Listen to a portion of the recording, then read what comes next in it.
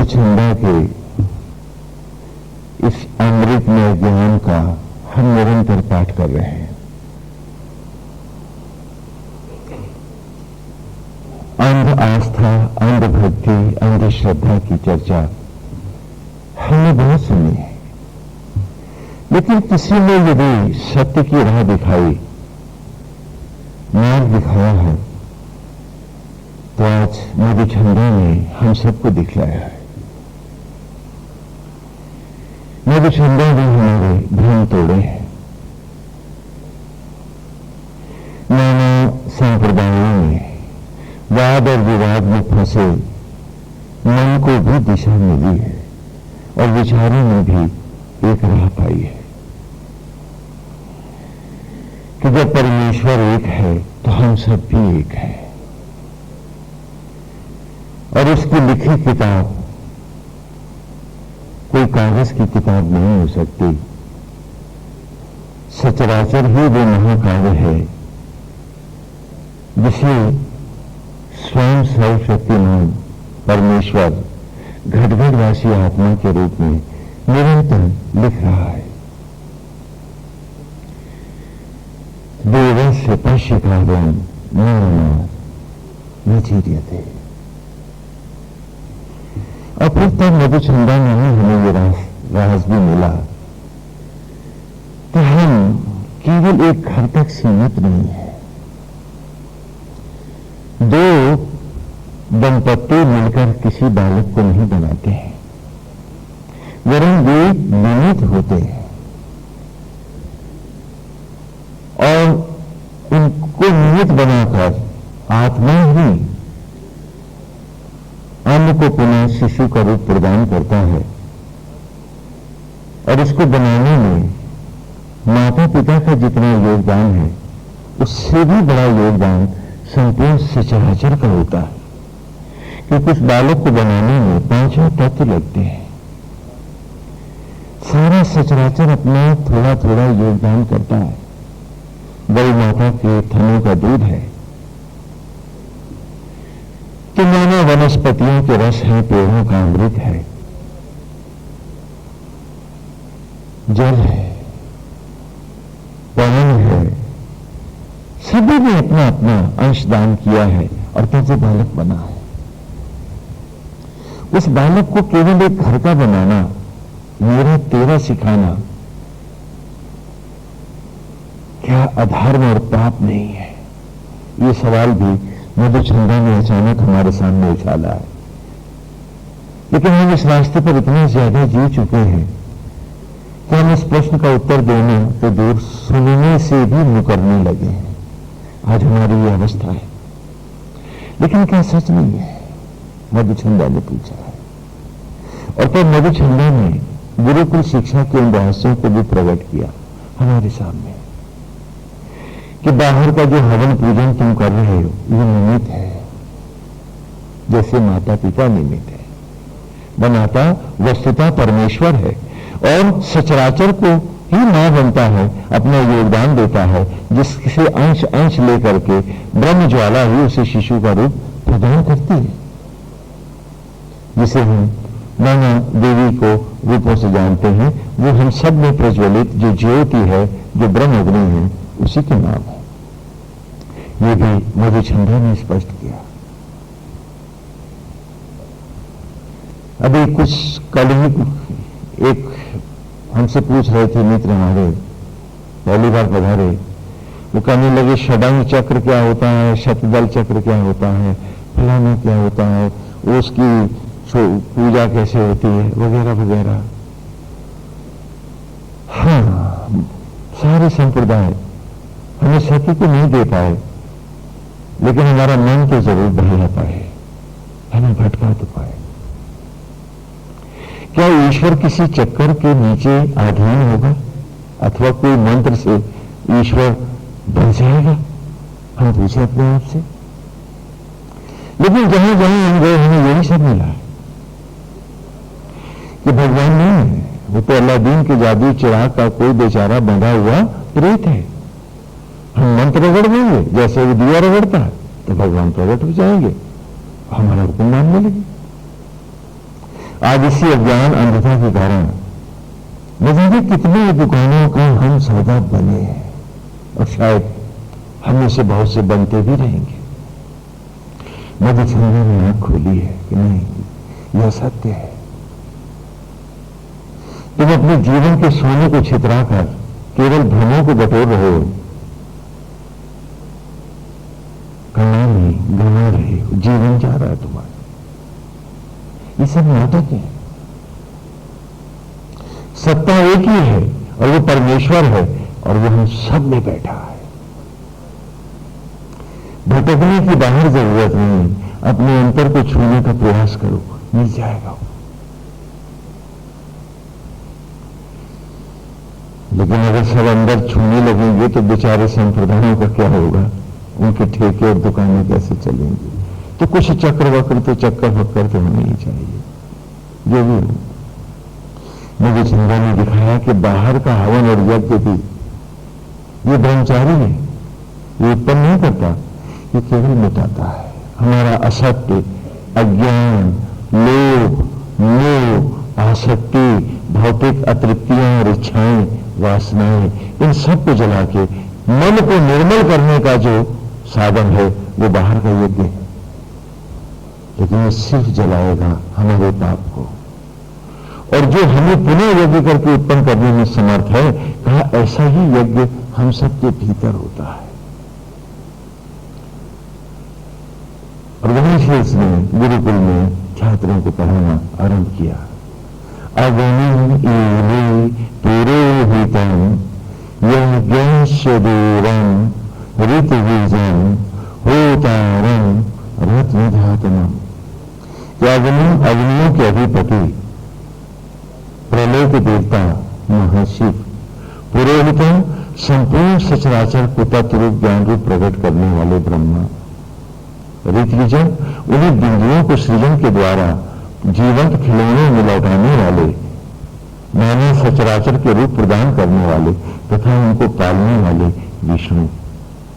यज्ञस्य देवम, यही शरीर रूपी यज्ञशाला के आत्मा होकर त्रिदेव है। धारण, सृजन और संहार की सामर्थ्य को प्राप्त एक ही परमेश्वर की ये तीन सत्ताएं हैं। जब वो धारण करता है, तत्व रूप में हमें प्रकट करता है, तो वो परम ब्रह्म है। जब वो हमें सृजन करता है और हमारा पालन करता है, तो वही सत्ता विष्णु कहलाती है। और वही जब संहार करता है, हमारे जीवन शेष हो जाने के बाद पुनः पवित्र करता है अपनी अग्नियों में प्रलय की, तो वो महेश कहलाता है। और ये तीन नहीं है, मधुचंद्र ने बताया एक है।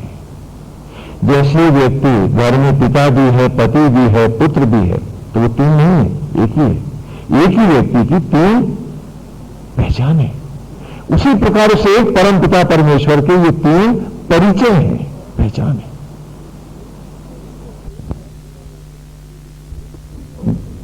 गोविंद हरि हरि नारायण हरि। तो कहा उसी एक सत्ता के ही ये तीन परिचय है।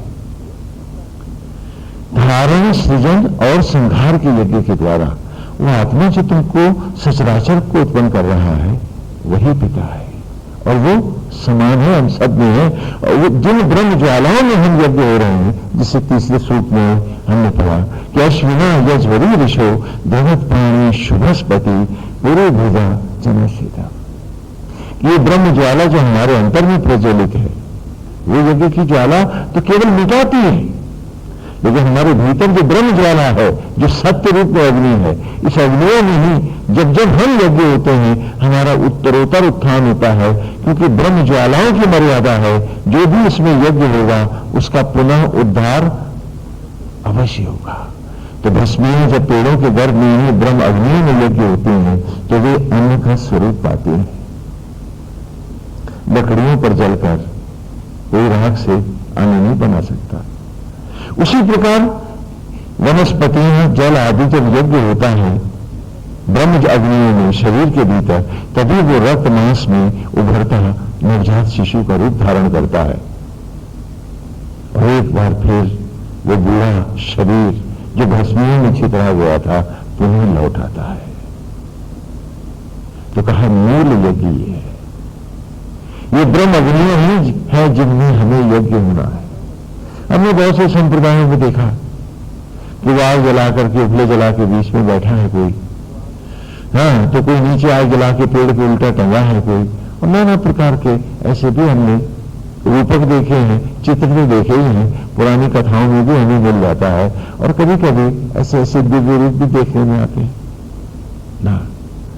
मधुचंदा ने कहा, इन अग्नियों में नहीं, अपनी आत्म अग्नियों में जल, अपने भीतर तुम्हारे आग है, उसे प्रज्वलित करो, उसमें अपने आप को केंद्रित करो। बाहर की हर अग्नि में अपने हर असत्य, ज्ञान, पाप और भटकाव को जलाओ, और स्वयं यज्ञ होने के लिए ब्रह्म ज्वाला में तपने को आओ। वो अग्नियां भी तुम्हारे भीतर प्रज्वलित है। और कहा, यह आत्मा ही कृष्ण है, यही राम है, यही लीला कथा है। हमने बड़े विस्तार से जाना इसे। और इस प्रकार मधुचंदा एक और भगवान श्री कृष्ण को सामने बिठाकर उनकी स्तुति कर रहा है, क्योंकि वे धीरे धीरे ये ऋषि अपनी पूर्णता की ओर आ रहा है। और उसने कहा कि वो केवल वेद के रहस्य बताएगा नहीं, केवल सुनाएगा नहीं, वरन इसे जाकर दिखाएगा।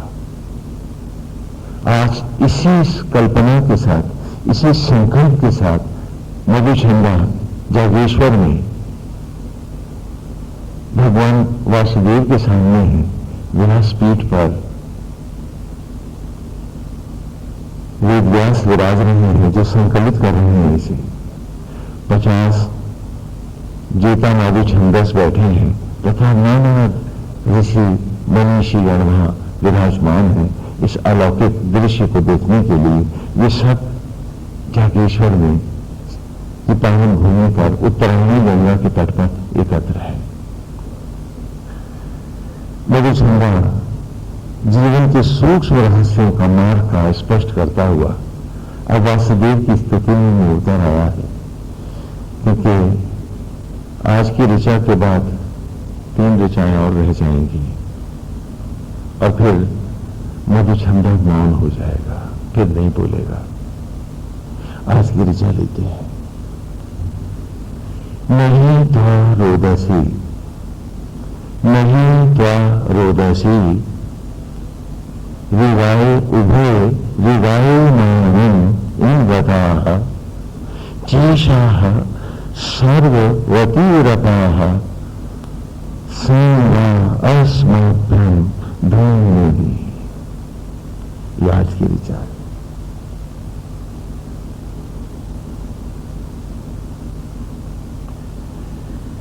क्यों कह रहा हूं नहीं द्वारोदसी, कि नहीं जान पाती तुझको, नहीं पहचान पाती तुझे। रोदसी माने धरती और स्वर्ग भी तेरी महिमा को नहीं जानते वो भी, तो इतना असीम है। रिहाए, रिहाए माने सूर्य चंद्र ग्रह नक्षत्र आदि मानम मिलकर भी सारे उभय, कि सब मिलकर भी तेरे रहस्य को नहीं जान पाते।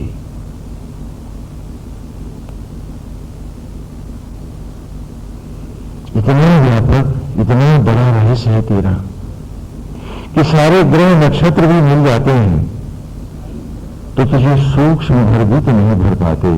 तो इतना असीम है, इतना अथाह है, इतना अनंत है। तो इन सब का अर्थ होता है, इन बताहा शब्द आया है, इनमें होता है सूर्य, ज्योति, प्रकाश, सामर्थ। तो तेरी सामर्थ्य को वो भी नहीं पाते हैं, नहीं जान पाते। इन बता किसी की सामर्थ्य, किसी की सत्ता तुझ तक पहुंच नहीं पाती। तो इतना असीम है, इतना व्यापक है। जेषाः सर्ववती रपाः,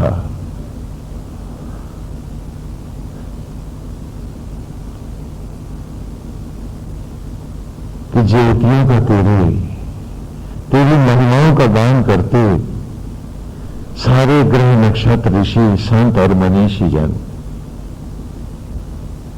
उसी प्रकार तेरे क्षीर सागर में परिक्रमा करते रहते हैं और तुझे गाते रहते हैं। जैसे आज इस नीलाकाश में धरती, स्वर्ग, ग्रह और नक्षत्र तेरी निरंतर परिक्रमा करते हुए तेरे गीत, तेरे ही महिमा को, स्तुतियों को गाते रहते हैं और तेरी था नहीं पाते हैं। तो यहां मधुचंदा अपने जेता माधु छंदसों से भी कह रहा है कि स्व, यहां जो है स्वरवती रपा जो शब्द है, यहां थोड़ा सा रहस्यवाद है इसमें। इसकी अब दूसरी संधि जब हम करेंगे तो जो रा है वा के ऊपर दूसरे वा पर लगा हुआ वो आगे सर्व बन जाएगा। स्वह स्वाहा वती ही अपाहा। हाँ, स्वर्गती रपा का ये भी संधि विच्छेद होगा।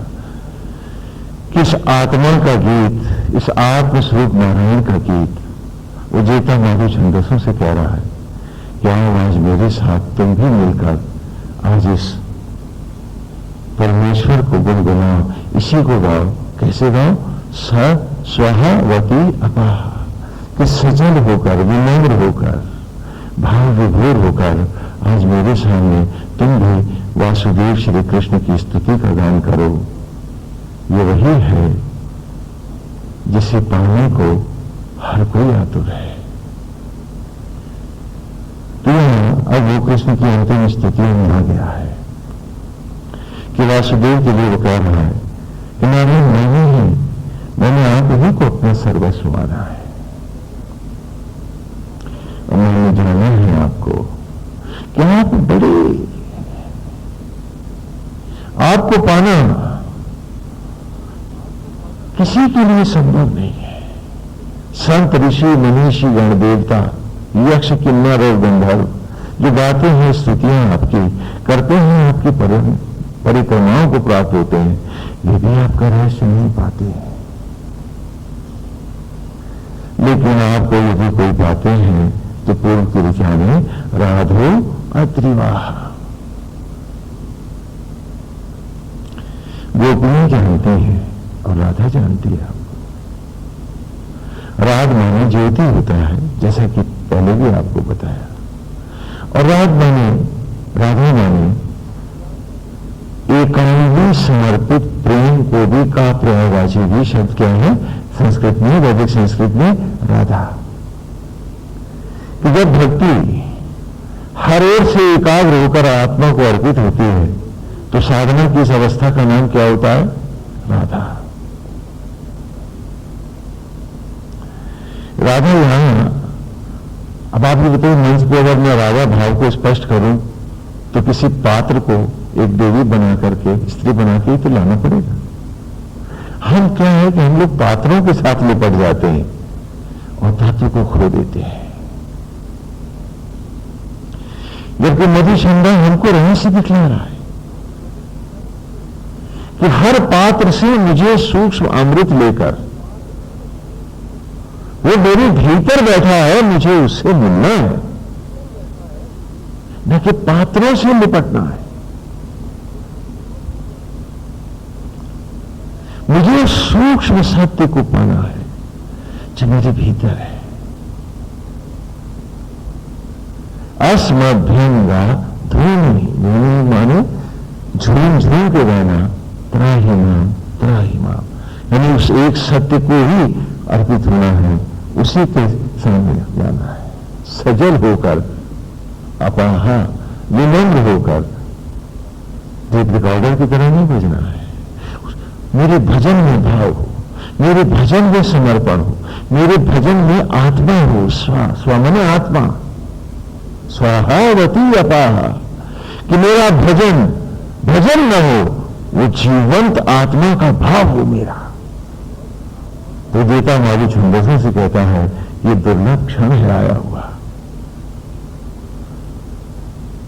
इसे या तो वो भुवर गवार गोपियां जानती हैं या मधुचंदा ने पाया है, और वो जेता माधु छंदसों से कह रहा है मेरे साथ तुम भी आज अर्पित हो जाओ, आज साक्षात सामने खड़ा है। यही अनंत काल है, यही महाकाल है, यही परमेश्वर है। वो जो तुम्हें दिख रहा है लीला का रूप धारण किए मेरे सामने आराध्य पीठ पर बैठा हुआ, यह और कोई नहीं है, ये वही है। चारों ओर मधुछंदा की वाणी और उसका तेज फैलता जा रहा है और मधुछंदा हमें दिखा रहा है। और सचमुच यदि हम सत्य को पाना चाहते हैं तो वो जिसे हम अपनी धरोहर और संपदा बनाए बैठे हमें उसे गंवाना होगा। हमें उस पाप से विमुख होना ही होगा। हमें बाहर भागती हुई मनोवृत्तियों को रोकना ही होगा। यही मधुछंदा का पूरे महाकाव्य में भाव है कि जिया तो ईश्वर का होके भी जा सकता है, आसक्त में जगत का हो करके, खाली झूठ प्रपंच और पाप करके, दूसरे को धोखा दे करके, मेरा तेरा की संकीर्णताओं में जी करके और भगवान का थोथा भजन गा करके भी जिया जा सकता है। लेकिन ये कोई सुखद अवस्था नहीं है और आप में से कोई सुखी भी तो नहीं है, क्योंकि दुख की राह जाने वाले सुखी होते नहीं है। तो इससे हटके भी तो जिया जा सकता था कि हम उसी के होके जिए, उसी में खोके जिए, संसार सब उसी का है, उसी में डूबे रहें और अपने कर्तव्यों और दायित्वों को उसके निमित्त बन के धारण करें। क्योंकि निमित्त से आगे ईश्वर ने हमें कोई अधिकार भी तो नहीं दिया है। लेकिन जब हम असत्य का आचरण करते हैं, जब हम बंदी हो जाते हैं, जब पाप हमारे सर पर चढ़ने लगता है और जब हम अपने आप से विश्वासघात और धोखा करने पर उतर आते हैं तो अचानक ईश्वर खो जाता है और हम अपने को भगवान में बैठते हैं। तभी तो होता है ना कि मैं इस घर का मालिक हूं, ये मेरी संपत्ति है, ये मेरा घर है, बाकी पराए हैं, वो दोस्त है, वो दुश्मन है। बिना प्रभु को मारे जिसकी साधना का बंद भरते हैं उसकी हत्या किए बिना ये विचार हमने आए कैसे? क्योंकि जब तक वो नहीं था, नहीं होगा, तभी तो हमारा ये आचरण होगा। और यदि वो है और हाँ वो है तो फिर ये आचरण कैसे है? लेकिन हमें कोई लौट के अपने आप से पूछना नहीं चाहता है, सिर्फ पाप जीना चाहता है। क्यों? और उसमें भी सुख नहीं है, महादुख है, फिर भी हम उसी में डूबे रहना चाहते हैं, हम उसी में रहना चाहते हैं। और मेरी संध्या कह रहा है ये तो ब्रज की वो गंवार गोपियां पाती हैं उसी, गोविंद तुम्हें पाती है। जो खो गया अपने अंतर में, जिसने अपने भीतर से पकड़ लिया तुमको, वही पाता है। कौन पाता है? अंधा सूरदास पाता है। कि सूरदास एक क्षेपक कथा है। कोई नहीं गिर पड़े थे, अंधे थे बेचारे, गिर गए। वैसे कथाओं में यह है कि उनके भाई उनको धक्का दे गए स्पर्धाओं के कारण। अपने ही तो अपनों को गिराते हैं, है ना? और जिसके हम जितने सगे होते हैं उसको हम उतने ही 11-10 भी लेते हैं, है ना? नहीं क्या? मैं आप सबकी अनुभूतियां आप सबको बता रहा हूं रोज रोज की। तो अंधा वेदव्यास वो सूरदास गिर गया। अब उसका तो एक कृष्ण है और पुकारे किसको? तो बैठ करके वहां पर भी सूर अपने गोविंद के पद गाने लगा। और तभी एक बालक आया और उसने कहा, लाओ बाबा मैं तुम्हें निकाल देता हूं। उसने बाहर बढ़ाई और छोटे से बच्चे ने पकड़ करके और सूरदास को उस गड्ढे से कुएं से बाहर निकाल लिया।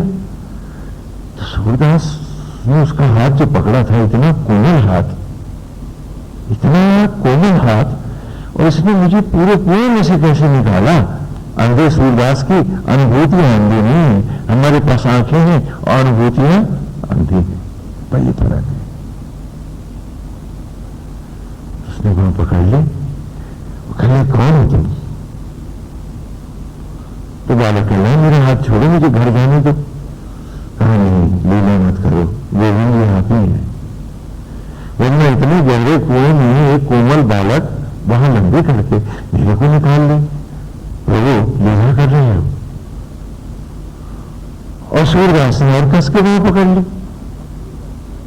तो भगवान ने अपना हाथ फिर भी छुड़ा लिया।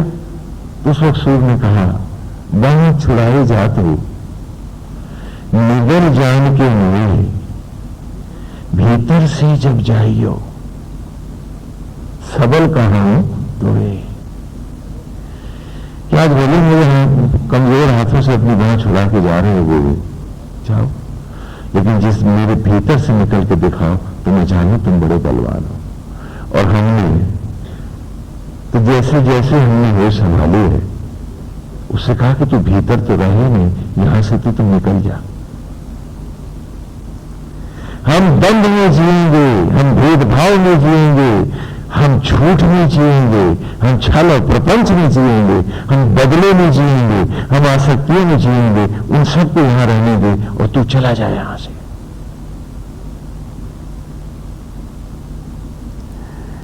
हम तो इसे धिक्कारते रहे और भजन भी गाते रहे कि तुम्हारा तू सहायक सो नहीं सका, उसे धकेलते रहे कि तुम जाए, क्योंकि तेरे रहते हम घर गृहस्थी जो नहीं कर पाएंगे, तेरे रहते हम अपनी समझदारी और थोथे सम्मान को कैसे जमा पाएंगे जब तू है सूरज के सामने। दिए की बिसात क्या होगी, इसलिए सूरज तू भाग और मुझ दिए को ही सूरज बन जाने थे। ये जिए हैं हम सब और गाए हैं भजन हमने भी सूरज के।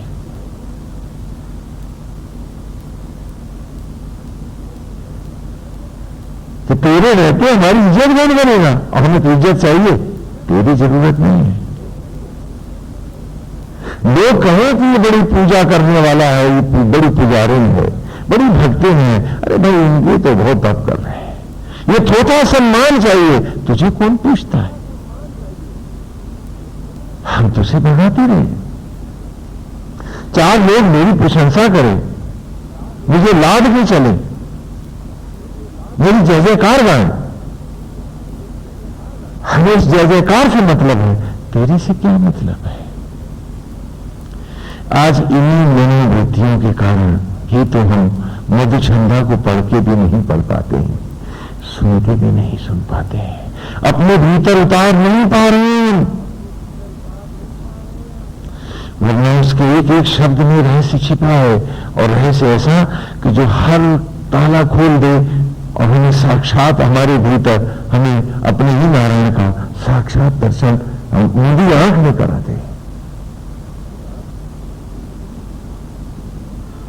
लेकिन हमारी आंखों में तो हमें भ्रमाया है, छला है। क्यों? क्योंकि हमने चाहा है कि वो छले हमको, वह भगवान ही न दिखे, खाली उसका एक थोथा सम्मान मिले, झूठा आडंबर मिले और हम जिए उसमें। गोपियों के राधे अद्रिवाह का भी थोड़ा सा यहां चर्चा कर लें, क्योंकि सूक्त तो समापन की ओर अब है ही। कि निन्ने कन्हैया बाल कन्हैया की बाल छवि को राधा ने परमेश्वर बनाया है। कथा यूं है कि भगवान वासुदेव छोटे से हैं, उस वक्त उनकी आयु केवल 3.5 महीने की है।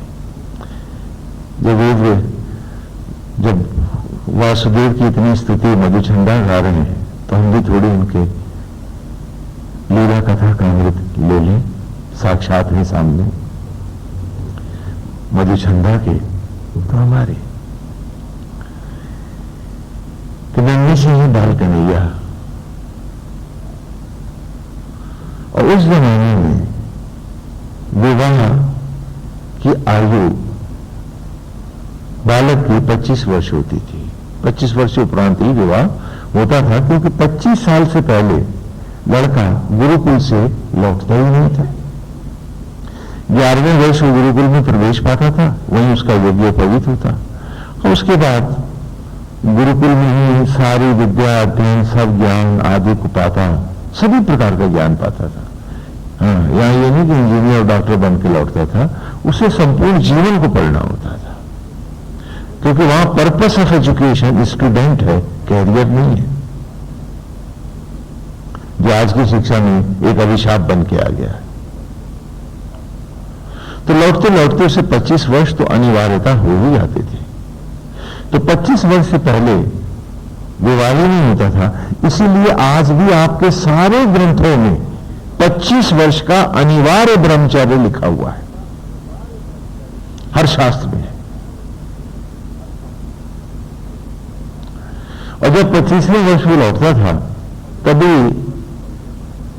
उसी के उपरांत ही जब किसी स्वयंवर वगैरह में कन्या को अधिकार होता था पति चयन का। तो कन्या की वह भी आयु भी 21 वर्ष 22 वर्ष से कम नहीं होती थी, बाल विवाह नहीं होते थे अतीत के युगों में। ये तो गुलामी की देन है कि जब आपकी बहन बेटियों से विदेशी जबरिया उठा करके ले जाने लगे, हरम सजाने लगे, तो भयाक्रांत संस्कृति को बाल विवाह का सहारा लेना पड़ा कि जल्दी विवाह कर दो, कहीं उठा न ले जाए और हम मुंह दिखाने काबिल न रहे। लेकिन आज हमारे जो सांप्रदायिक गुरु हैं वो भी इस सत्य को नहीं जानते हैं, तो वो उल्टी बातें करते हैं। नेता भी करता है। तो 21-22 वर्ष की आयु में ही कन्या का विवाह होता था। तो वृंदावन में हमें भगवान वासुदेव की आयु 3.5 वर्ष है। और आज ब्रजभानु गोप की बेटी जिसका नाम राधा है, उसका विवाह हुआ है और वो भी ब्रज में पधारी है।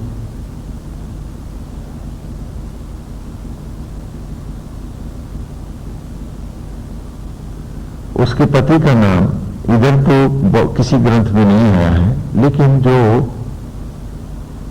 सागर के किनारे आज भी जो काठी संप्रदाय है, जिनका कृष्ण ही उनका आराध्य है, मित्र है, सखा है, सब कुछ है, वहां उसका नाम आता है उच्चकेतु के नाम से।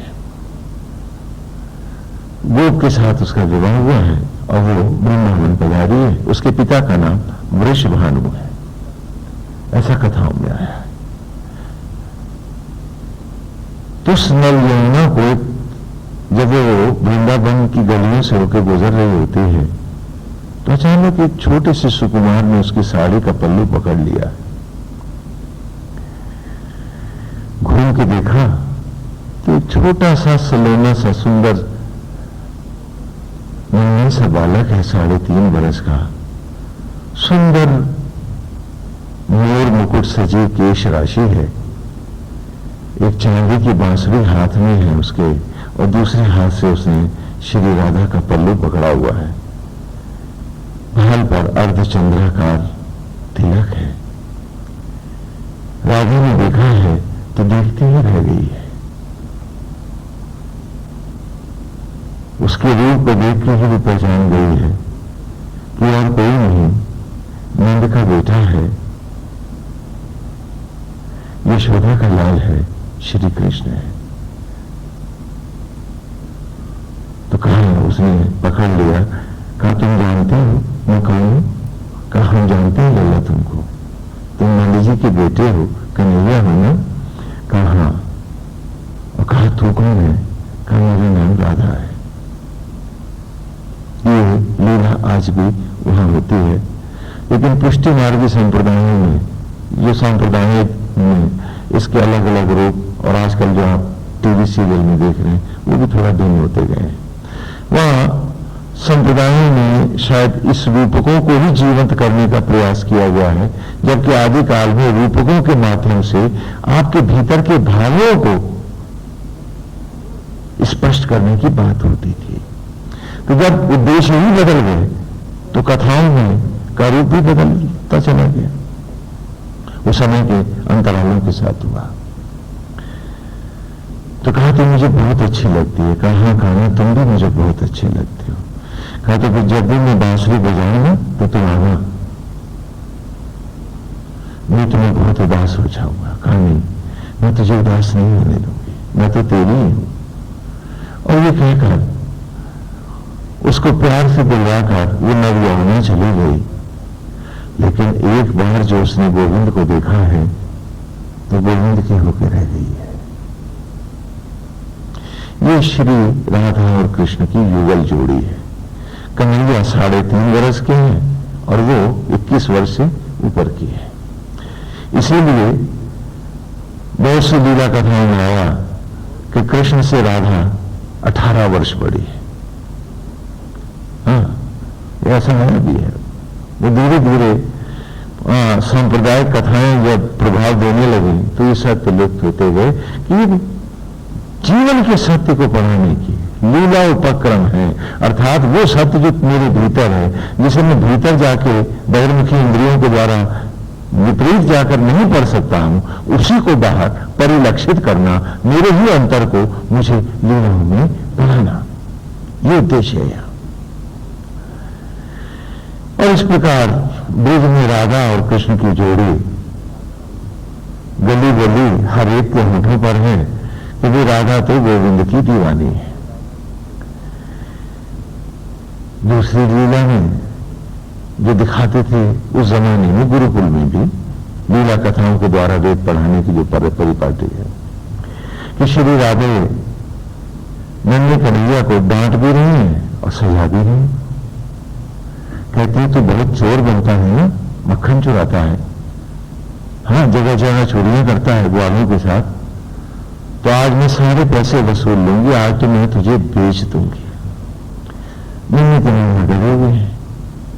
उसे कहते हैं कि राधे मुझे क्यों बेच देगी, कोई बहुत दूर ले जाएगा, फिर तू मुझे कहां मिलेगी। कहा तो तूने मेरा क्या करना है, चाल डालना, चोर हाँ कहीं कि रोज तो तू चोरी करता है, मैं तो तेरा मुंह भी नहीं देखना चाहती।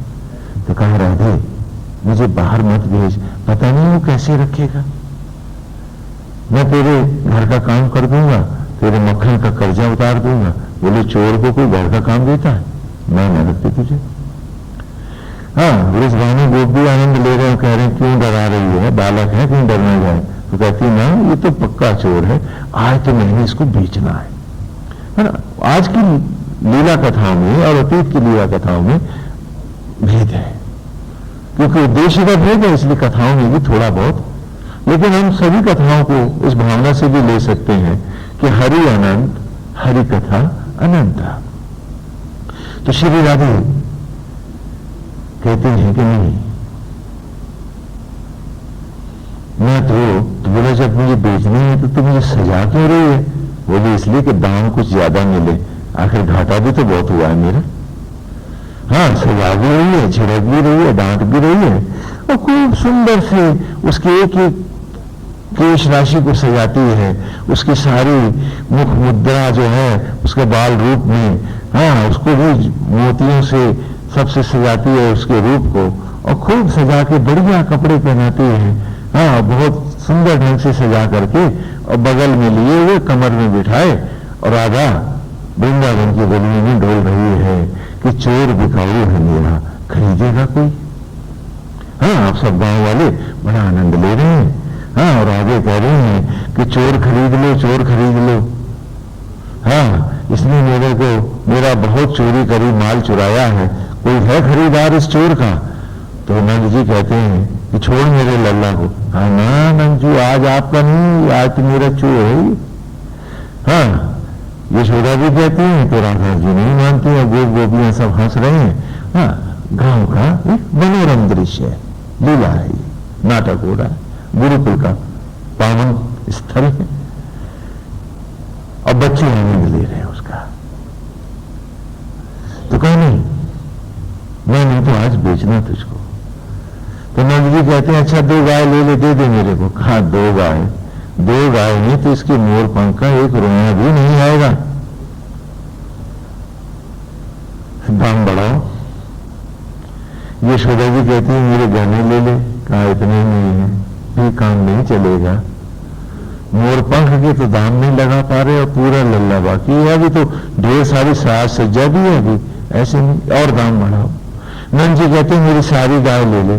कहा नंद जी कुछ और बढ़ो, इतने में कुछ ना होने वाला। तो कहते हैं भाई मेरा महल ले ले, सब कुछ ले ले। हाँ महल ले ले। हाँ यशोदा जी कहती हैं कि मैं अपनी गाय देती हूँ, अब तो बेचेगी इसे? कहा नहीं, अभी भी दाम नहीं लगा इसका। तो सारे गोप गोपियां कहते हैं अच्छा भाई हमारे भी गाय बैल बछड़े सब ले ले, हाँ झोपड़ियां भी ले ले हमारी, हम सब की। अब बिकेगा क्या? कहा हाँ अब कुछ दाम ठीक लग रहा है लेकिन अभी बिकने वाली बात नहीं है। तो कहा तू ही बता इसका मोल क्या है? कहा यदि इसे खरीदना है तो इसका मोल मेरे से आज सुन लो तुम।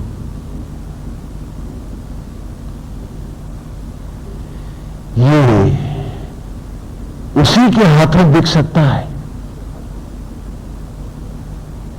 इसे वही खरीद सकता है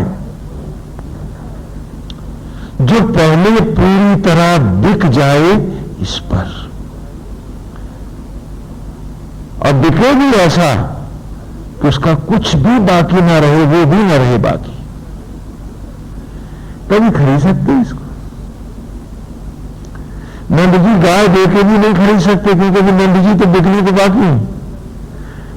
यशोदा जी आप गहने देके इसे नहीं खरीद सकते क्योंकि गहने ही तो गहने हैं, यशोदा तो बाकी है। और जब तक यशोदा पूरी तरह से मनसा वाचा कर्मणा विचार विचार से जब तक यशोदा जी आप बिकेंगे नहीं, आप नहीं खरीद पाएंगे इसको। क्या बात है! कोई वेद का निचोड़ा हुआ अमृत नहीं है लीला कथा में। आप लोग तो पात्रों के पीछे लाठियां लेके भाग गए थे और तत्व आपने कभी पाना नहीं चाहता, कभी पाना नहीं चाहता। और आज हम हैं कि हम बिकने को भी राजी नहीं है। मेरे दंड का, मेरी झूठ का, मेरे प्रपंच का, मेरे दिखावे का, मेरी अतृप्ति और इच्छाओं का क्या होगा? हाय ये सब बिक गए तो मेरा जीवन तो बेकार हो जाएगा। हाँ इसलिए सॉन्ग भरेंगे, नाटक करेंगे, बिकेंगे नहीं,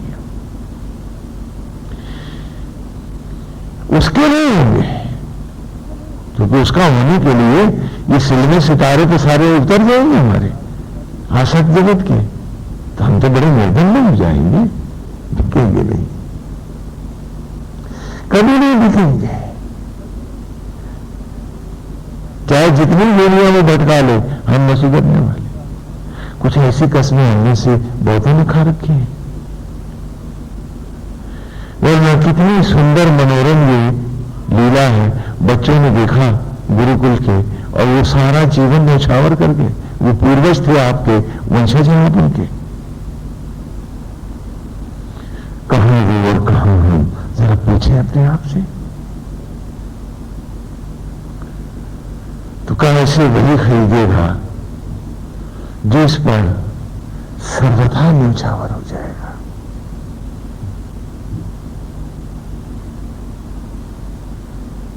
और तब श्री राधा उन्हें समझाती हैं, आप ही समझ लो कि ईश्वर का कोई रूप नहीं होता। राधा गुरु है वृंदावन की, वो कृष्ण की भी गुरु है, क्योंकि बाल जीवन उनका उन्हीं की गोद में फला है। वो कहती है ईश्वर का कोई रूप नहीं होता नहीं थी, ईश्वर तो भाव होता है। क्या बात है! और भाव को भक्त स्वयं रूप देता है, वही परमेश्वर होता है। जो निर्गुण है, जो अव्यक्त है, वो भक्त की भावना से बना सगुण और व्यक्त हो जाता है। आप भी तो कहते हो हरि व्यापक सर्वत्र समाना, भाव से प्रकट हूं मैं जाना।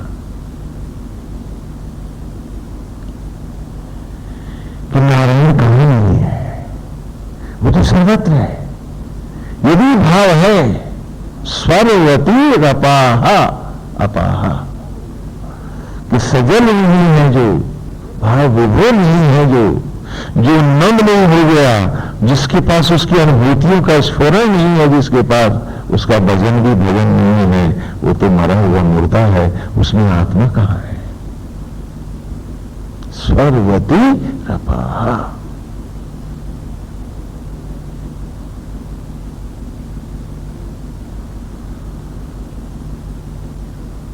कि ध्यान तो 64 जगह भाग रहा है और ओम जय जगदीश हरे हो रही है।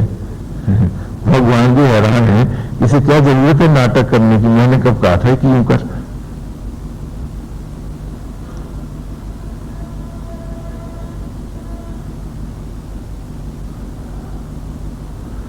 तो कहा कि भाव ही होता है। आज इस बाल कन्हैया को, इस मनोरम रूप को हम परम ब्रह्म के रूप में खरीद लें तो हमें कोई वेद पढ़ने की जरूरत नहीं है, हमें कोई लंबे चौड़े विधान नहीं चाहिए, क्योंकि सारे वेद घूमकर इसी क्षण पर आते हैं। क्या बात है? हा? आप कहोगे स्वामी जी वेद की महिमा घटा रहे हैं लीलाओं में। ना, लीला ही वेद है, वेद ही लीला है और वेद ही जीवन है, यदि हम ईमानदारी से और पूरी खुले मन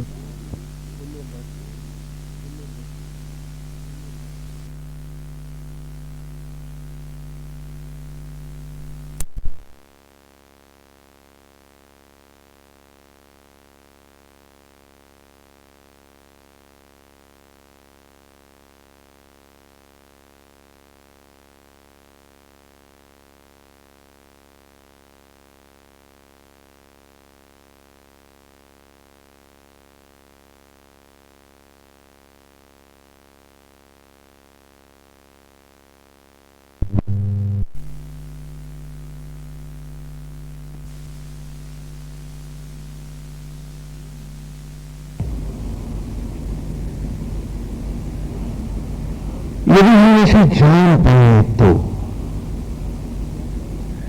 ये क्या कह रहे हैं आगे कि भाव ही ईश्वर है। तो जब भावना से ही प्रभु प्रकट होते हैं और जब भक्त का भाव ही ईश्वर का रूप धारण करता है और फिर ये रूप ही सांचा बनता है, इसी रूप में अद्वैत करता जीव तद्रूप अनंत को चला जाता है। बात इतनी सी है। और वेद के 5 महावाक्यों में भी तो हमने आपको यही पढ़ाया, हम सब ने यही पढ़ाया, यही तो है। और वही लीला है यहां, और ये लीलाओं का गुरुकुल में वेद पढ़ाने का ही उपक्रम है कि वेद को इतना सरस मनोरम करके पढ़ाओ कि बालक उसे सहज ही हृदयंगम कर ले, आत्मस्थ हो जाए और उसके जीवन की धारा बन जाए। तभी तो शिक्षा की देवी सरस्वती होगी। सरस्वती है ना, यहां क्या है? स्वरवती है। देवी का नाम क्या है? सरस्वती। कि जो जीवन को, ज्ञान को भी, सूक्ष्म ज्ञान को भी रसमय बनाकर हम तक लाए। अब आजकल सरस्वती देवी नहीं है शिक्षा में, नीरसवती देवी है। सरस नहीं है, क्या है? नीरस है, रसहीन है। कहा सर्ववती अपाहा, कि शब्द शब्द में हो, वो भाव विभोरता हो, वो भावना हो, वो सजल नयन हो, वो स्फुरण हो, उसका रूप का ध्यान हो। संगा तब उन सारे देवताओं के साथ, उन ग्रहों और नक्षत्रों के साथ जो निरंतर परिक्रमा कर रहे हैं आकाश में, उसी के चारों ओर भ्रमण कर रहे हैं, और उनके ऊपर रहने के कारण हम भी तो उस परमेश्वर की परिक्रमा कर रहे हैं। तो आओ आज इन सब के साथ इन्हीं की धारा में बहें, इन्हीं को गाएं, अर्थात इन्हीं का अनुसरण करें, इनसे विपरीत न जाए, इनसे उल्टे न भागे, वक्री ना हो। कि जैसे ये नेचर, ये प्रकृति हमें उभार रहा है, और जिस प्रकार ये पृथ्वी, पूरा सौर मंडल इस अनंत नीलाकाश की परिक्रमा कर रहा है, क्षीर सागर की, तो हम भी तो इस पर भले बैठे हैं या खड़े हैं, चल रहे हैं। जब ग्रह ही परिक्रमा कर रहा है तो उस पर रहने वाला जीव मात्र भी तो महाविष्णु की, नारायण की परिक्रमा कर रहा है। कि जब परिक्रमाएं निरंतर हैं, मार्ग भी मार्ग सबका वही है, आए पूर्ण ऐसे ही है, जीवन की धारा यही है, जीवन के रहस्य यही है। तो आओ आज इन सब के साथ गाएं, अर्थात जिए, संगा दोनों ही। और यही वह लीला कथा में कि वो कह रहे हैं कि आज इस सुंदर मनोरम बाल छवि में हम परमेश्वर का भाव ले आए, क्योंकि प्रभु का कोई रूप नहीं है। जो भक्त की भावना है वही नारायण का रूप है, और वो हर रूप उस परमेश्वर का है, क्योंकि उसी ने तो हम सबको दिया है। तो वो चित्र तो कलाकार का ही होता है, और कलाकार अपने चित्रों द्वारा ही जाना जाता है। तो हम सबको चित्रित करने वाला, हम सबको रूप देने वाला तो वही एक कलाकार है। हाँ, गाया था मन चौथे सूत्र में कि स्वरूप कृत्यों मूर्त है, कि संपूर्ण सगुण साकार को प्रकट करने वाले कृत्यों कलाकार और मूर्त और आत्मा होकर हर देव में बन जाने वाले। कैसा कलाकार है कि चित्र बनाता है और उसमें स्वयं बस जाता है। और वो कलाकार भी कैसा जो अपने चित्र में न बसा, वो चित्र कैसा जिसमें कलाकार न रहा। क्योंकि कलाकार संपूर्णता से अपने चित्र में, अपनी कल्पना में जीता है। आपको लगता है कि हाड़ मास में जीता है, लेकिन कलाकार तो चित्र में ही जीता है। हम इतनी सी बात अच्छे से समझ सकते हैं कि हर व्यक्ति अपने विचारों में ही तो जीता है, शरीर में तो आश्रय पाता है। जीता तो अपने थॉट्स में है, केवल सोचने में। केवल सब अपने अपने विचारों में, अपने अपने भावों में आज भी तो जीते हैं। और यदि भाव को परमेश्वर बना देंगे तभी तो ईश्वर के होकर जी पाएंगे। और जब भाव नाना रहेंगे, दाएं बाएं भागते रहेंगे, तो शरीर में हम नहीं जीते। शरीर में तो हम आश्रय लेते हैं, जीते तो विचारों में हैं, अपने भावों में हैं। क्या ये बात हमें समझ में नहीं आती? हम बहुत अच्छे से समझते इस बात को। और वो भाव यदि दूषित है तो भजन कहां से अच्छा है? वो भाव ही यदि भटके हुए हैं तो पूजा किसने करी है? हम पूछे अपने आप से। तो आज वहां वृंदावन में भी राधे कह रही है, किसी वही पाएगा जो सारे भावों को एक में कोई इसी के आगे अर्पित कर देगा, जो संपूर्णता से दिख जाएगा। और तब वो कहती है कि जिसने इस सूक्ष्म सत्य को पा लिया है उसने वेदों को भी पा लिया है, क्योंकि सारे वेद इसी सत्य को तो स्थापित कर रहे हैं।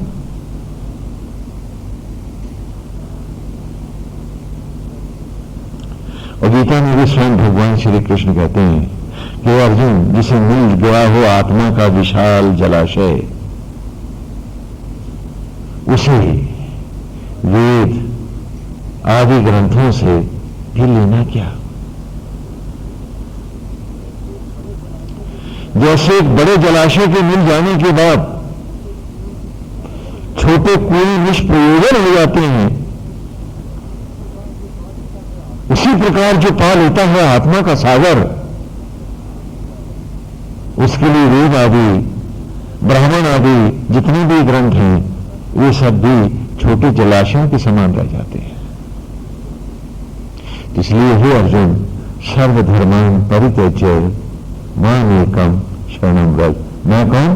ब्रह्मों में परम ब्रह्म, रुद्रों में शंकर, वैष्णवों में महाविष्णु, धनुर्धारियों में राम, छंदों में गायत्री, प्राणों में ओंकार और संपूर्ण भूत प्राणियों के हृदय में वास करने वाला आत्मा हे अर्जुन मैं हूं।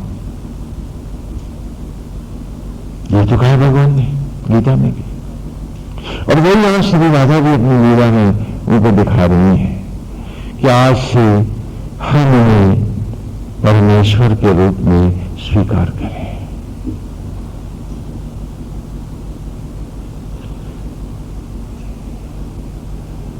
और कहा लेकिन इनको स्वीकार करने से भी काम बनेगा नहीं, क्योंकि स्वीकार करने का अर्थ यहां संपूर्णता से बिकना है। बिक जाए हम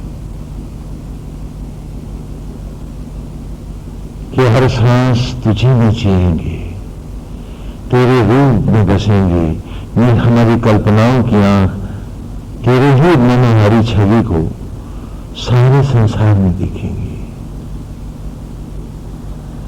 कोई आए कोई जाए, तेरे ही होकर हम सारे संसार के धर्मों और कर्तव्यों को धारण करेंगे, लेकिन रहेंगे तुझी में।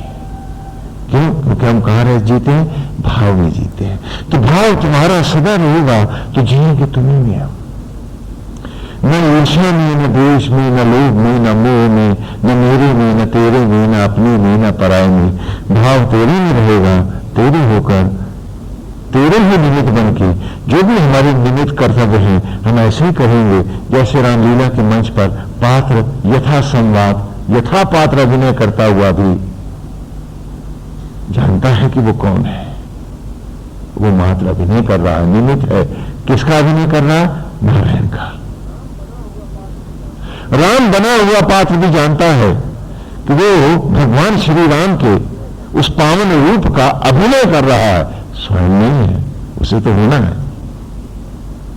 तो उसी प्रकार सारे दायित्वों को उसका निमित्त होते हुए ही निर्वाह करना है। यदि नंद जी आप में इतना साहस है, यशोदा जी यदि आप सचमुच अपने आप को बिक सकती हैं, न्यौछावर कर सकती हैं संपूर्णता और सर्वस्वता से, तो आज ये बिक जाएगा, खरीद लेंगे आप इसको। नहीं तो ये चोर गया, आज मैं ले चली इसे। हाँ, और राधा जी का उपदेश सारे वेदों का अमृत निचोड़ा हुआ, इतना सरस ज्ञान जो गोपियों ने पिया है तो धन्य होगी। असीम प्यार है, वो मनोहर छवि मन में बसी है, अभाव के क्षण है लेकिन सुख का जीवन है। आज सब कुछ है आपके पास, लेकिन महान निर्धन जीते हैं आप लोग। क्योंकि यदि आप निर्धन नहीं होते तो दूसरों से इच्छा क्यों करते? यदि आप धनी होते तो आप इच्छा नहीं करते, आप दाता होते। निर्धन हो तभी तो इच्छा कर रहे हैं, और इस भिखमंगेपने को आप अपनी उपलब्धि बना रहे हैं, ऐसे घूमते हैं। क्या बात है? लेकिन वो गोपियां निर्धन नहीं है और हम सब लखपति निर्धन है, भिखमंगे हैं, और हमें बड़ा गर्व है कि हम भिखमंगे हैं। क्या बात है? लेकिन कोई कह दे हमको तो हम नाराज हो जाए, ये भी है। अभाव के क्षण है, कंस की पीड़ाएं हैं, टैक्स जाना है, कर नहीं देंगे दूध में मक्खन में तो उसके असुर आकर के उनकी गैयों ले जाएंगे, बछड़ों को मार देंगे, उनकी झोपड़ों को आग लगा देंगे। कंस तो आता ही है, उसे तो रहने का कर्जा तो देना ही पड़ेगा। अभावग्रस्त है, सुविधा नहीं देता है, केवल कर लेता है। फटे चीथड़े हैं, देखा उसने फटे हुए कपड़े से किसी तरह तन ढकती हुई अपनी पत्नी को गोद में, तो कहा कि देखो मैं कितना भागा हूं कि तेरे लिए एक मोटाई और कपड़े नहीं ला के दे पा रहा। तो उत्तर देती है, मुझे हर ओर से तो आप ओढ़े हुए हैं गोविंद, क्योंकि सब में गोविंद भाव है। क्या बात है? तो फिर मुझे दुख कहां है? आप हैं तो सब कुछ है। आज तुम्हारे ट्रंक भर कपड़े हैं, कुछ और चाहिए। क्या बात है? भीख मांगे, भीख ही तो मांगेंगे। अतृप्तियों की बर्तन है और भीख ही भीख, इच्छाएं वही है, मांगती हर ओर है। और क्या? और उसके साथ ऐंठन भी है कि हम इतने बड़े हैं, हम इतने समझदार हैं। क्या बात है। और वो गरीब है, चीख रहे हैं उन पर, और कहा कि देख मैं तुझे एक ढंग का कपड़ा भी नहीं ला के दे पाया। कहीं नहीं, आप तो हैं, हर ओर से मुझे ढक रहे हैं, कहीं मुझे और क्या चाहिए। क्या बात है। काश आप इन शब्दों की गहराइयों की, उसके मर्म को पढ़ पाते, तो इन पत्थर की शिला से न जीते, है ना। स्वर्गवती अपाह, रोम रोम आप उस पर लीज जाते, आपकी आरती पूजा सजल होती, उसमें जो नम्रता होती, रोमांच होता, भाव होता। भाव आपका क्रोध में है, बदले में है, ईर्ष्या में है, देश में है, सारा दिन झूठ सोचने में है। हाँ, भाव तो यहां खड़ा है, गीते यहां हैं, गाते वहां है। आपको शायद मालूम नहीं, बहुत से लोग रहते कहीं और है, पता कहीं और का बताते हैं। आपको एक आज की ये कहानी सुनाते हैं। एक बेचारा भीख मांगता था, सड़क पे भिखमंगा था। तो किसी ने बताया कि अरे पगले यहां कहां भीख मांगता है, अरे मांगनी है तो वहां जा, सामने देख मस्जिद है, उसके सामने जाके भीख मांग, क्योंकि वो तो ऊपर वाले का घर है, वहां तो ये मिलेगा कुछ खाने को। गया तो वहां पैसे, 2 पैसे मिले, उसे कुछ पेट ही नहीं दे रहा उसका। तो कहा कि अच्छा फिर जा मंदिर के आगे बैठ। वहां भी बैठा, वहां भी उसे संतुष्टि नहीं हुई। तो कहा गुरुद्वारे के आगे जाके बैठ। तो वहां भी बैठा, करना है वहां भी मैंने कहा कि भगवान के नाम पे दे दो, दाता के नाम पे दे दो, किसी ने मुझे कुछ मिला नहीं। तो कहा अच्छा ऐसा करना, आज रात को मेरे साथ चलना, जहां मैं बैठा हूं वहां बैठे रहना, उठना मत वहां से। तो उसको ले जाकर के एक क्लब के आगे उसको बिठा दिया। कहना देर रात में भगवान निकलते हैं यहां से। वो जब वो सब पी के जुआ खेल के निकले तो सबने उसको बहुत सारा दान दे डाला, नशे में धुत थे। तो उसने आसमान की तरफ मुंह उठा के कहा वाह भगवान क्या बात है तुम्हारी, रहते कहीं हो और पता कहीं का बताते हो। ये ध्यान हमारा है, ये ध्यान हमारा है। बोले रहता तो कहीं और है और पता कहीं और का बताता। ये ध्यान हमारा है कि हम जिंदगी को क्लब बनाए बैठे हैं और मंदिरों का नाटक भरा करते हैं। क्या बात है। लेकिन गोपियों ने सचमुच जीवन को मंदिर बना दिया है। दही बेचने जा रही है, मक्खन है उसके पास, ठोकर लगी, फूट गई मटकी, उसकी तो महीने भर की कमाई चली गई। अगले महीने का सूखी रोटी का सुख भी जाता रहा। लेकिन रो रही है, हंस रही है। लोग पूछ रहे क्या हुआ, कहने देखा कंकड़े मार के गोबरी फोड़ दी इसने। तो वहां तो कोई है ही नहीं, खुद ठोकर लगी मेरी। कहती मेरा क्या गया, गए तो इसी का, मैं तो इसकी निमित्त हूं। और फिर उसी मस्ती में लौटी जा रही है।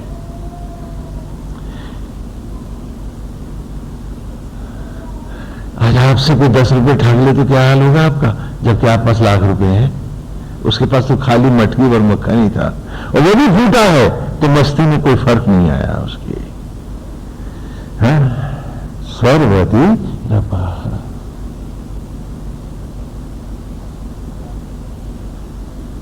राधा ने पढ़ाया है और वृंदावन वृंदावन हो गया है कि मधुचंदा भी अपनी पूर्व की ऋचाओं में, इससे पूर्व की 2-3 ऋचाओं में निरंतर, है ना, गोपान वज्रम राधो अध्रिवाह, इन शब्दों को हम पढ़ के आ रहे हैं पिछली ऋचाओं में।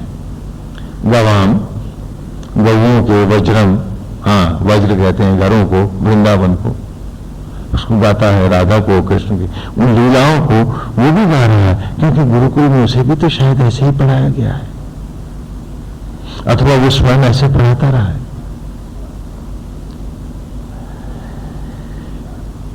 और वो भगवान की बाल लीलाओं की सबसे सुंदर लीला तुम्हारे गांव के लोग ये जो लीलाएं करते हैं, तो उसमें ये नहीं कि आप पागल होकर के बाहर भागो, ना, भीतर आओ।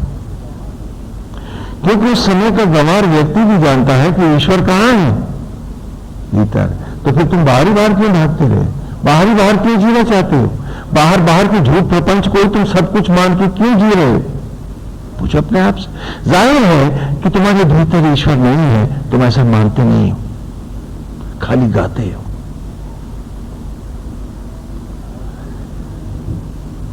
और वो गोपियों का गीत, वो वृंदावन की ठिठोलियां गंवार गोपियों के लिए वेद इसका एक उन्नत मार्ग बन गई है। वासुदेव को अक्रूर जी ले गए, थोड़ा सा बीच बीच में से प्रसंग ले रहे। अक्रूर जी ले गए, कंस मारा गया, और फिर भगवान सांदीपनी ऋषि के यहाँ पढ़ने चले गए। इस बीच में कृष्ण का गोपियों से कहीं मिलन नहीं है। और जब वो संदीपनी ऋषि के यहाँ से पढ़ करके वासुदेव लौटे, तो महाराज उग्रसेन ने उनको सत्ता सौंप दी और वे स्वयं वानप्रस्थी हो गए। कृष्ण मथुराधीश हो गए हैं, बलराम उनके साथ हैं। लेकिन वासुदेव का हर क्षण प्राणी मात्र की सेवा में लगा है, क्योंकि कृष्ण ने कहा है कि वो किसी एक परिवार का होकर नहीं जिएगा। वो तो सचराचर नहीं के लिए सचराचर का ही होकर जिएगा, क्योंकि वो तो लीला अवतारधारी है। वो तो हम सबको सचराचर का स्वरूप पढ़ाने के लिए आया है कि जब सारे सचराचर ने मुझे मिलकर बनाया है, तो मैं एक परिवार का कैसे हो सकता हूं? तो प्राणी मात्र के होकर जिएंगे, ऐसा कृष्ण ने कहा है कि वो किसी के स्वयंवर में भी नहीं जाते हैं। लेकिन उनके मित्रों ने, उनके मंत्रियों ने और उनके जो घनिष्ठ मित्र हैं उद्धव, उन्होंने एकांत के क्षणों में बहुत बार कृष्ण के चेहरे पर उदासी देखी है और बहुत बार उनकी नेत्रों को सजन देखा है। तो एक दिन उद्धव जी रोक लेते हैं और कहते हैं कि वासुदेव बताएं, आपको कष्ट क्या है? तो भगवान वासुदेव कहते हैं ऐसा कुछ नहीं है। तो कहा नहीं कृष्ण, आज तुम्हें बताना होगा। तो वासुदेव कहते हैं कि उद्धव, मुझे ब्रज नहीं बिसरता है, उद्धव ब्रज में भी बिसरत ना है। कहा कि वो गौओं के झुंड, वो देव गोपियों के निष्पाप भोले चेहरे, वो उनकी समर्पित भक्ति साधना, उद्धव में कुछ भी भूल नहीं पाता हूं। करील के कुंभों से लिपट के लौटती आती हुई हवाएं, गौओं के खुरों से उठती वृंदावन की माटी और उसका सौंधापन, और निष्पाप गोप गोपियों के वो भोले चेहरे उन्हें बारंबार मेरे सामने नाच जाते हैं एकांत के क्षणों में। और वो मुझसे पूछते हैं कि तू शीघ्र लौटने की बात कर गया था, नहीं आएगा क्या? तो ना कहते, क्योंकि तेरे बिना हम भी तो जी नहीं पा रहे। उद्धव, श्री राधा ने मेरे बचपन को संवारा है, मुझे रूप दिया है। वो निष्पाप तपस्विनी मेरे ध्यान में निरंतर तपती रहती है। उद्धव, उसकी तड़प जब जब मुझे छू जाती है तो मैं पिघल पिघल जाता हूं। तो उद्धव जी कहते हैं कि वासुदेव, सब कहते हैं कि आप तो लीला अवतार हैं महाविष्णु के, प्रभु आपको ऐसी गंवार बातें कहीं शोभा देती हैं? भगवान चौंके। कहा, हाँ उद्धव, ये कैसे कहा तुमने? तुम तो परम ज्ञानी हो, परम तप हो, वेद के सूक्ष्म ज्ञाता हो, फिर से कहो। कहा, वासुदेव, अतीत के अंतरालों में, अतीत की कल्पनाओं में वर्तमान का विनाश करना, दुखी होना क्या उचित है? गोविंद, जिसका अतीत नहीं गया उसका वर्तमान कैसा है? भी पढ़ाया देता। उधर भी वही कह रहे हैं, जो वेद कहेगा वही तो हम सब कहेंगे।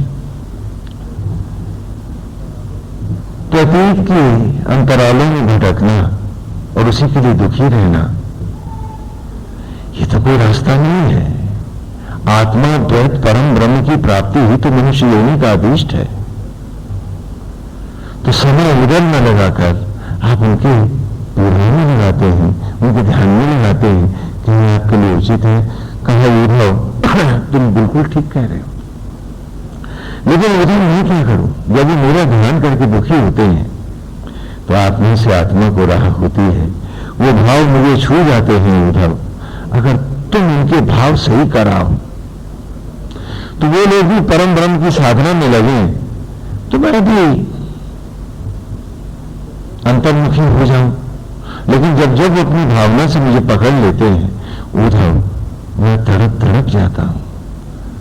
तो उद्धव कहते हैं मैं भी जाता हूं ना वृंदावन, स्वर्ण रथ सजा दिए हैं। तो उद्धव को समझाते हैं श्री कृष्ण के, देखो उद्धव ध्यान रहे, ऐसा न हो कि कहीं तुम ज्ञान के आवेश में कोई ऐसी बात कह जाओ जिससे उन्हें कोई दुख हो, क्योंकि वो मथुरा की नारियां नहीं है, वो पढ़ी लिखी नहीं है और वो बड़ी संकोची है। उद्धव मेरा पीतांबर कंधे पे रखे रहना, नहीं तो कोई तुमसे बात नहीं करेगा।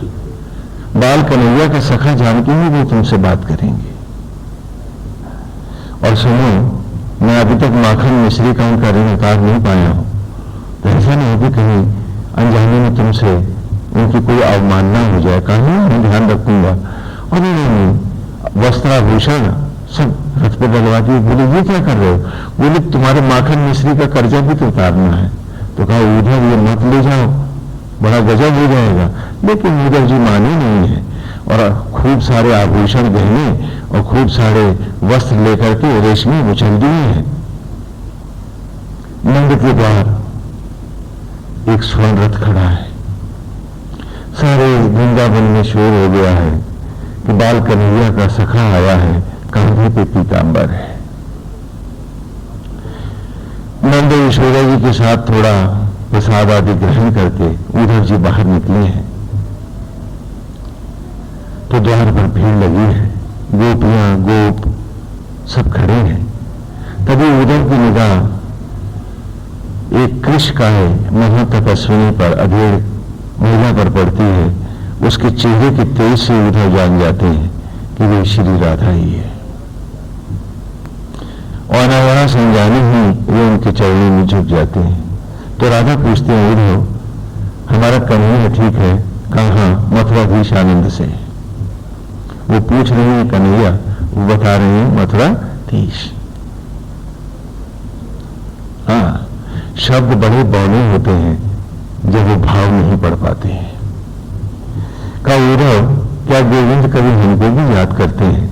कहा वही तो आपको बताने आया हूं कि जब जब आप उनका ध्यान करते हो, दुखी होती हो, तो वो आपको याद करते हैं, तो वे भी द्रवित हो जाते हैं। तो आपको परम ब्रह्म का ज्ञान देने के लिए उद्धव जी कहते हैं कि मैं उन्हीं के आदेश पर आया हूं और वे उनको परम ब्रह्म की उपासना और की सिद्धियों के मार्ग और बहुत सारी बातें बताते हैं। हाँ, जैसे आजकल आप लोग भी तमाम चक्र वक्र लिया घूमा करते हैं कि फलाने गुरु जी ने कहा ये चक्र सिद्ध कर लो, ये श्री चक्र है। हाँ, बहुत सारे चक्र हैं आपके पास, मानते हैं। तो कहा कि उनके कहने पर मैं आया हूं और वो उनका ब्रह्म ज्ञान देते हैं। तो श्री राधे कहते हैं उधर तुम तो जानते हो हम लोग तो गंवार लोग हैं, हमें बड़ी बड़ी बातें नहीं समझ में आती हैं कि तुम हमें थोड़े थोड़े में समझा सकते हो। हम प्रश्न पूछे और तुम हमें उत्तर दो। कहा ठीक है। कहा उधर ये परम ब्रह्म जो है ये रहते कहां है? एक बड़ा छोटा सा सिंपल क्वेश्चन, ये परम ब्रह्म रहते कहां है? कहा परम ब्रह्म तो घटघट वासी है, वे आत्मा होकर हम सब में व्याप्त है। तो पूछे कि क्या वो मथुराधीश में भी रहते हैं? कहा हाँ, वो तो सब में रहते हैं। तो कहा क्या हम फूल गंवार गोपियों में भी रहते हैं? कहाँ रहते हैं? और कहा उधर तुम तो परम ब्रह्म के उपासक हो। बोले जी मैं उन्हीं की साधना करता हूं। तो राधा पलटती है और कहते हैं कि रे उद्धव, परम ब्रह्म के उपासक, आज तुझे परम ब्रह्म की सौगंध है। मुझे पूरी ईमानदारी से बता कि तूने परम ब्रह्म देखा किसमें? हमने पूर्ण गंवार गोपियां देखी, उनमें मथुराधीश देखा, तूने परम ब्रह्म देखा किसमें? और यदि तूने किसी ने भी परम ब्रह्म नहीं देखा तो तू उसका उपासक कैसे हो गया? तो उसका भक्त कैसे हो गया? क्योंकि भक्त तो भाव में संपूर्णता में जीता है। तूने कैसे कहा कि तू परम ब्रह्म का उपासक है? उद्धव स्तब्ध है, निरुत्तर है। उद्धव अतीत के अंतरालों में खो गया है। वो कंदराओं के तट, वो जल प्रपात के नीचे एक पांव से खड़ा उद्धव, वो गंभीर तप करता, वो वेदों का निरंतर पाठ करता उद्धव, और उद्धव पूछ रहा अपने आप से, उद्धव तू परम ब्रह्म का उपासक कब है? तूने तो उसके लिए नहीं कभी, खाली भजन ही तो गाए उसके।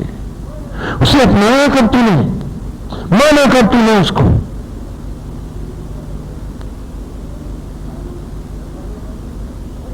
खाली स्तुतियां गाने वाले, भजन गाने वाले कभी उपासक और भक्त नहीं होती। भक्त वो है जो संपूर्णता से अपने आराध्य को ही जीता है, वो भक्त होता है। तो भक्त हुआ कहां था? तूने सब में सब तो देखा, एक परम ब्रह्म ही तो नहीं देखा, तो तू उपासक कैसे हो गया उसका? पूछ रही है राधे, क्या उत्तर है तेरे पास? उद्धव अपने को कुरेद रहा, अपने से पूछ रहा। और राधा कहते हैं कि उद्धव, हमने उस बाल छवि में परम ब्रह्म को देखा, तो उधर फिर हमने उस बाल छवि को ही प्राणी मात्र में देखा। क्या ये परम ब्रह्म की उपासना नहीं? तो गाता रहा है, हम तो जी रहे हैं। स्तब्ध है उद्धव। और आज यही बात मधुचंद्र भी हमसे कह रहा है कि जिसने ग्रह नक्षत्र सूर्य देव सारे ब्रह्मा और ब्रह्मांड जिसकी महिमा को नहीं जानते, वे उसमें अणुमात्र होकर व्याप्त हो जाते हैं, उसे कभी भर नहीं पाते। ऐसे उस अनंत रूप को नहीं पाया है, और देश की गोपियों ने पाया है। और जेता माधु छंदसों से कह रहे हैं, जो 50 जेता विश्वामित्र के बेटे जो उनके शिष्य हैं, कि आज हम सब उसी के सम्मुख हैं। आज सजल होकर गाओ इसे, आत्मविभोर होकर अर्पित हो जाओ इस पर। ये और कोई नहीं, स्वयं परमेश्वर नर रूप में नारायण तुम्हारे सामने है। रानी ने पूछा है यहां उद्धव से, और उद्धव निरुत्तर है। और तब श्री राधे कहते हैं, उद्धव उद्धव, यदि हम मथुराधीश की दीवानी होती, ध्यान से सुनो मेरी बात, आज आपको एक रहस्य और दे रहे हैं उस बाल लीला का जिसे आज खो गए हैं आप। कि उद्धव, यदि हम मथुराधीश की दीवानी होती तो वृंदावन से मथुरा 5 मील ही तो है। कितनी मील है? 8 किलोमीटर है। हाँ? तो क्या हम दौड़ के उससे मिलने में जाते और क्या वो दौड़ के हमारे पास ना आता? अरे बोलो, सोचो सोचो सोचो। हाँ, आपको कथा का मर्म ये भी देते हैं कि क्या हम दौड़ के वहां न जाती हैं? और ये रोज वहां जाती हैं, मथुरा जाती हैं, मक्खन बेचने जाती हैं, दही बेचने जाती हैं। और लोग कहते भी हैं कि शाम को जब मथुराधीश की झांकी होगी, दर्शन करके तब जाना। वो कहते हैं नहीं, कन्हैया अकेला है, और ये दौड़ी गांव चले जाते हैं। क्या ये परम ब्रह्म की उपासना नहीं है उद्धव? हाँ, पूछती हैं गोपियां उद्धव से। और क्या हम इस कथा के मर्म को पी पाते हैं, जी पाते हैं? पूछे अपने आप से। कि ये कथा सिर्फ कथा बनकर क्यों रह जाती है, हमारा जीवन क्यों नहीं बन पाती है। ये अमृत ऋचाएं, ये अमृतमय ग्रंथ हमारे जीवन में उतर क्यों नहीं पाते हैं।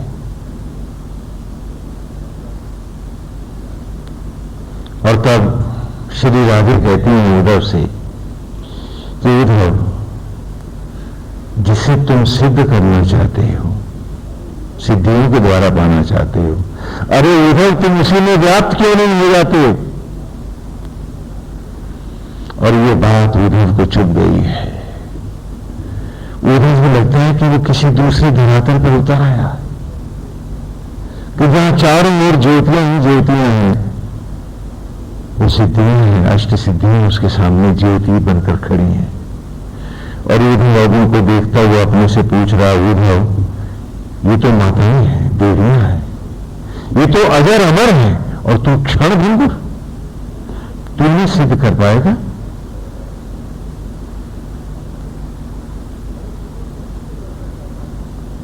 अरे जिन्हें तू सिद्ध करना चाहता है उद्धव, तू अपने आप को इन्हीं में समाहित क्यों नहीं कर देता है। तू एक लोटा जल है और ये है सागर, तो इनमें गिर पड़े तो तुझे सागर का सम्मान मिले, और सागर लोटे में आएगा कैसे। तो ये सिरफिरों की बात ही तो है, सिद्धियों के रास्ते हैं जो। और तब उद्धव जी रोने लगते हैं और उनके चरणों पर गिर पड़ते हैं। और श्री राधा तब उन्हें राह देती हैं। लौट के उद्धव आते हैं तो पूछते हैं, हाँ उसी वक्त उनकी निगाह कपड़े और आभूषणों को पड़ी तो राधा जी चौंक उठती हैं। कहा, उद्धव ये तुम स्वयं लाए होगे, मथुराधीश में साहस नहीं कि ये वस्त्र हमको भेज सके। तो उद्धव अपराधी की तरह सर झुकाए खड़े हैं। कैसे कहें कि वो तो बार बार मना कर रहा था कि गलती मत करो, मैं ही जिद करके ले आया था। और तब वो गोपियों से कहते हैं कि माखन और मिश्री के मटके लाओ, इनके रथ में भर दो, और मथुराधीश से कह देंगे नया कर्ज दिया है, घबराई नहीं और आता रहेगा। उद्धव जी लौट के आते हैं तो बड़े सजल हैं, रोए जा रहे हैं। तो श्री कृष्ण कहते हैं, उद्धव लगता है तू बीमारी लेके आया है वहां से, तू तो मेरे आंसू पूछने वहां गया था और खुद ही आंसू लिए चला आ रहा है। तब उद्धव उनके चरणों में गिर पड़ते हैं, कहते हैं गोविंद आपने अपना रहस्य मुझसे छिपाए क्यों रखा। कहा, उद्धव नहीं, ये सत्य नहीं है। उद्धव वो यथा माम प्रपद्यन्ते तांस तथैव भजामि। गीता में कहा है भगवान ने कि उद्धव जो मुझे जिस भाव से भेजता है मैं उसे उसी भाव में मिलता हूं। कंस ने मुझे शत्रु भाव में भेजा, मैं उसे मिला, मैंने उसके भाव का भी सम्मान किया है। यशोदा ने मुझे पुत्र भाव में भेजा, मैं आज भी उसकी गोद में हूं, उसी के पालने में झूल रहा हूं आज भी। तूने मुझे मित्र भाव में भेजा तो मैं तुझे मित्र भाव में ही तो मिलता। अगर तूने गोपियों के भाव में मुझे भेजा होता, तेरे उद्धव तेरे और मेरे में भेद कहां है, मैं तुझ में हूं, तू मुझ में है। आज हम उसी भाव को नहीं बनाना चाहते हैं, क्योंकि वो भाव हमारा आसक्त जगत में बड़ा बिजी है, फुर्सत नहीं है भाव को आने की। क्या बात है। और समय समय वक्त हर क्षण फिसल रहा है, अजर अमर नहीं हो। मौत हर द्वारे पे घूम रही है, जब जिसकी बारी आएगी वो उठा ले जाएगी। अपनी अपनी उम्र का भी तो ख्याल करो और पूछो अपने आप से कि तुमसे कम उम्र के कितने थे जो चले गए, और तुम्हारी उम्र के कितने थे जो जा चुके हैं। तो फिर कौन सी कसम तुम्हें रोके है, बांधे है कि तुम उसके हो नहीं पा रहे हो। वो बैठा है भीतर तुम्हारे, और वो सखा है तुम्हारा, वो बैठा है भीतर हमारे, वो हमारा सखा है। और सखा शब्द का अर्थ समझते हो, मित्र, और मित्र जो मित्र होता है वो सौदेबाजी नहीं किया करता, वो तो दुकानदार हुआ करते हैं। कि हम झूठ बोलते हैं, हम चोरी करते हैं, हम गलत काम करते हैं, हम दूसरों को धोखा देते हैं, फिर भी वो आत्मा होकर वो सखा हमारा हमारी जूठन को रख में बदलता है। बन के शबरी का राम कोई बदला नहीं करता है, करता है क्या? और हम कहते हैं कि हम फलाने के मित्र हैं। अरे ये शब्द हम कहने के अधिकारी हैं, क्योंकि सखा एक आत्मा है और दूसरा न कोई। तो चोर की चोरी, डाकू का डाका, तपस्वी का तप नहीं देखता है, और रोम रोम हमें प्यार दे रहा, और हम हैं कि लौट के उसके होना नहीं चाहते। हमारे भाव हैं कि आसक्त जगत में भटक रहे हैं, हम हैं कि उसी में भ्रमाए हुए हैं। कि नहीं रोदसी रिघाए मानम इन बता, कि तेरी महिमा को तो पृथ्वी और स्वर्ग भी नहीं जानते, नहीं पहचान पाते। सारे ग्रह नक्षत्र सारे तेरी परिक्रमा करते हुए, निरंतर दिन रात तेरा भजन गाते हुए भी तुझे नहीं जान पाते। और यदि कोई जानता है तुझे तो ब्रज की गोपियां, भाव पहचानता है तुझे। और जिसके पास भाव नहीं है, जानो कि वो अंधा है, आंखों की होती हुई भी। तो आज वो जीता माधु छंदसों से भी कह रहा है कि मेरे साथ तुम भी गाओ इसको आज। ये अमृत का क्षण है, ये मिलन की घड़ियां हैं, और मिलन भी बड़ा अद्भुत होगा। सजग होकर भाव के साथ गाओ मेरे संग, है ना, स्ववती अपा। तो शब्दों को आत्मा दो, स्वमन आत्मा, स्वर, और उसे स्वर दो, और स्वर को भाव दो, रोमांच दो, सजल करो, संग। और आज सभी ग्रहों नक्षत्रों और देवताओं के साथ आओ, मेरे साथ गाओ, धूम नहीं, झूम झूम कर उसके भजन, उसके गीत। आओ आज उसमें समा जाएं, आओ आज उसमें खो जाएं, आओ आज उसमें डूब जाएं, आओ आज उसकी हो जाए।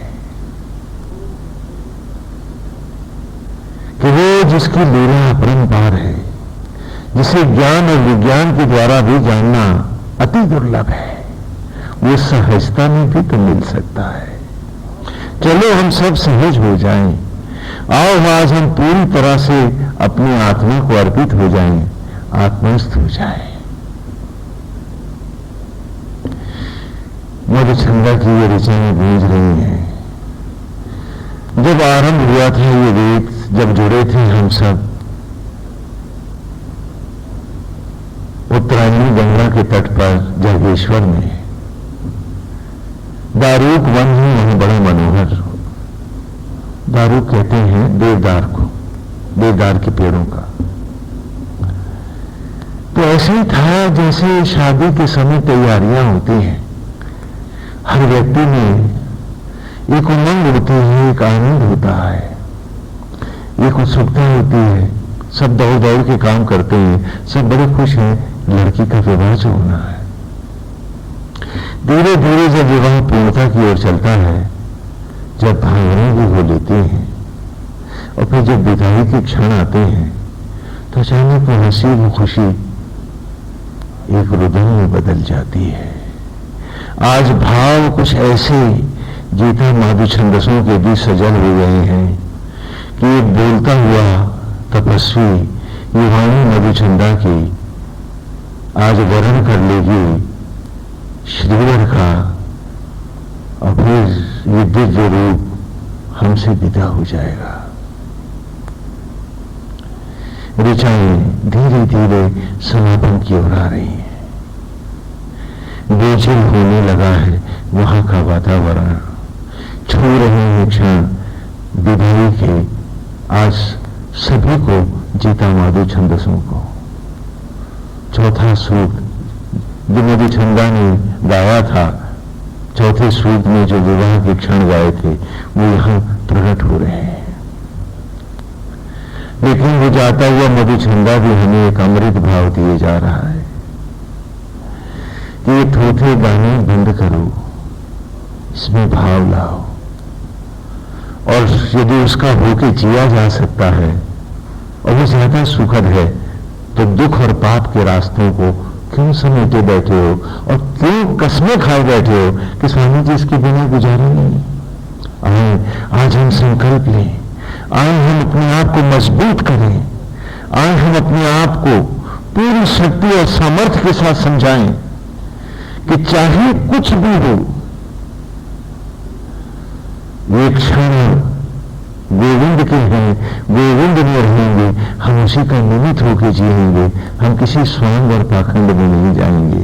संगा धूम ही स्वरवती रपाहा, उसी में डूबकर, उसी के होकर, उसी में खोकर हम इस अमृत दान को, इन ऋचाओं को अपने जीवन में उतारेंगे।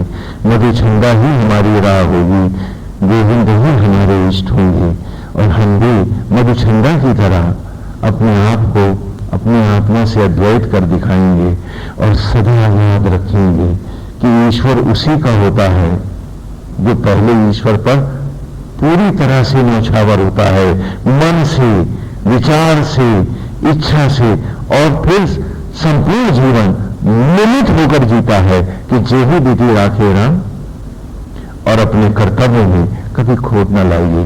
ड्यूटी नारायण के नाम पर, नारायण के निमित्त होकर हम सब करते रहें। तो हम सीधे बैठ जाएं, पलकों को झुका दें, भगवान के सुंदर मनोरम रूप को ध्यान करें, नारायण की मनोहारी छवि का ध्यान करें, और उनके मनोरम रूप में हम अपने आप को डुबा दें।